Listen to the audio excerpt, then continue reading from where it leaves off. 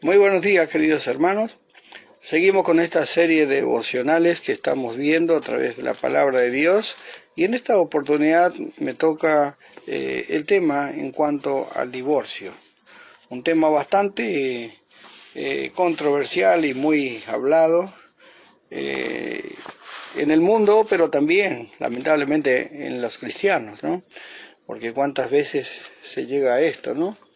Pero hay una realidad en cuanto a este problema, que sin duda alguna el Señor Jesús lo explica de una manera tajante y sin vuelta atrás, ¿no es cierto? Hay muchos versículos de la palabra de Dios que nos van mostrando en cuanto a esto, ¿no? Pero aquí el Señor Jesús da por sentado lo que realmente les muestra allí a los fariseos.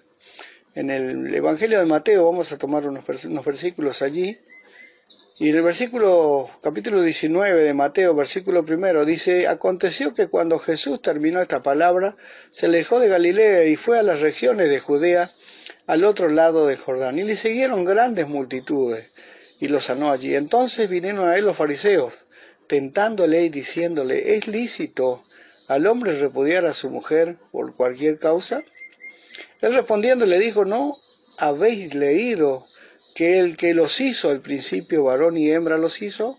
Y dijo: por esto el hombre dejará padre y madre y se unirá a su mujer, y los dos serán una sola carne.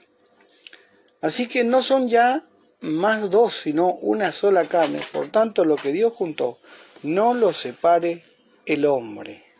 Aquí tenemos la norma de Cristo en cuanto al divorcio, declarada con otras disposiciones suyas, con ocasión de una disputa con los fariseos. Primero, el caso que le proponen los fariseos les dice: ¿es lícito a un hombre repudiar a su mujer por cualquier causa? Versículo 3. Con esta pregunta querían ponerle a prueba y no recibir instrucciones de él. Si se manifestase en contra del divorcio, se aprovecharían de ello para soliviantar contra él a la gente, pues verían en él a un rabí demasiado estricto que quería menoscabarles las libertades de que disfrutaban. Además, le tendrían por enemigo de la ley de Moisés, que les había concedido esta libertad. Si decían que era lícito, podían alegar que su doctrina carecía de la perfecta pureza que había de esperarse de labios del Mesías, pues, aunque los divorcios eran tolerados, los grupos más puritanos lo consideraban como de mala reputación. La pregunta acerca de la licitud del divorcio por cualquier causa, conforme interpretada por algunos, ¿no es cierto?, por la sencilla razón de que los hombres somos lamentablemente inclinados a interpretar a veces la palabra de Dios del modo que más nos conviene. Esto ocurre con todo sistema teológico preconcebido, por muy fundamentalista que parezca.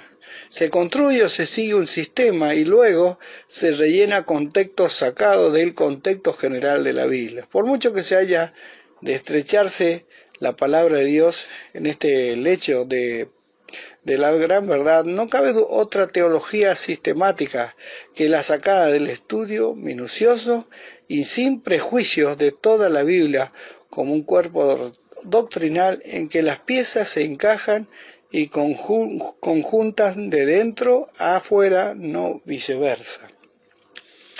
Aquí tenemos la respuesta de Cristo a esta pregunta, aunque le habían hecho una pregunta muy restringida, y para tentarle, Cristo da sobre el tema una instrucción completa. Enseña la indisolubilidad del matrimonio y apela a su institución divina.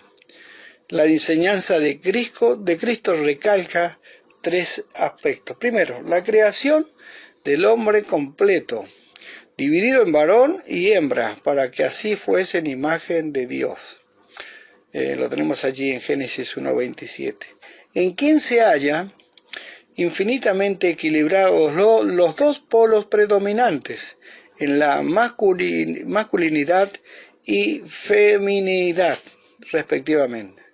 Cabeza y corazón, pensamiento y sentimiento, deducción e intuición. ¿No habéis leído que el que los creó al principio, varón y hembra los hizo? Versículo 4. Dios creó un hombre y le dio una mujer y formó, literalmente construyó, lo tenemos allí en Génesis 2:22, una mujer para aquel hombre único. De modo que Adán no podía divorciarse de Eva y tomar